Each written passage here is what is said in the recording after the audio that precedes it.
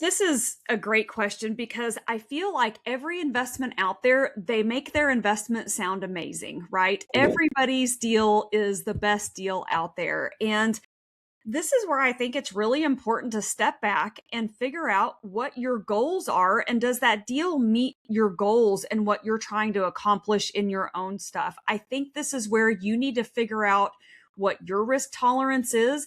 For me, I don't ever want to participate in a deal that has less than four wells. I want Mm, diversification, and I've actually increased that amount. I want multiple operators, multiple basins, multiple wells, because even the very best operator out there, the biggest one in America is Exxon. Exxon cannot guarantee how a well is going to produce when it comes online. They can't. And they also can't guarantee what the price of oil is going to do. So, two things that have some of the biggest impact on how a project does, that company has no control over. Zero. mhm. So the diversification really matters. So for me, the diversification is it's either there or I'm not going to participate. So I think this is where you really have to sit down, figure out what's important, what are the keys that really matter to you, and what are your whatever your strategy ends up being, don't waver on it. Set it in place, make it be the strategy, and make sure you stick with those guidelines. Yeah.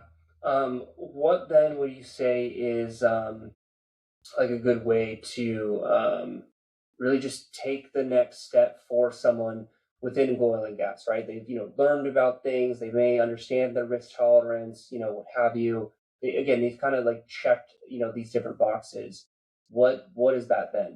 Yeah. So I actually have a due diligence checklist that I have created. And it's something that when I'm assessing a deal, I'm like, okay, who's drilling this well? Is it a major operator or not? Where are they drilling it? What's the break even price? I kind of work through that list of things. And, like I said before, if it's a major operator, I don't need to do a background check on Exxon. If it's Paul Graham, I'm going to run a background check and I'm going to check the experience level and things like that. So I have kind of a different checklist for the type of operator that we're working with on what I need to verify. And so I think, people are welcome to, use my due diligence checklist, generate their own, but they need to have a checklist. I think what gets you in all deals, whether it's oil and gas or real estate or private credit or anything else, are always those things that you don't know to ask for, right? Totally. And in oil and gas, it's who's doing the title work, who's actually verifying that the deals you're buying, you're actually buying real deals, that the title work is being done and confirmed. Who's doing that? What is the underwriting criteria? What's the contingency for additional costs? I would say those are some of the things that you need to know. That break even price. You've got to know those things because those things are going to impact every single project, but a lot of people don't talk about them. Yeah, and that's really the difference between potentially keeping your capital or losing it, or maybe even just in the middle, where you just get the tax benefits from it.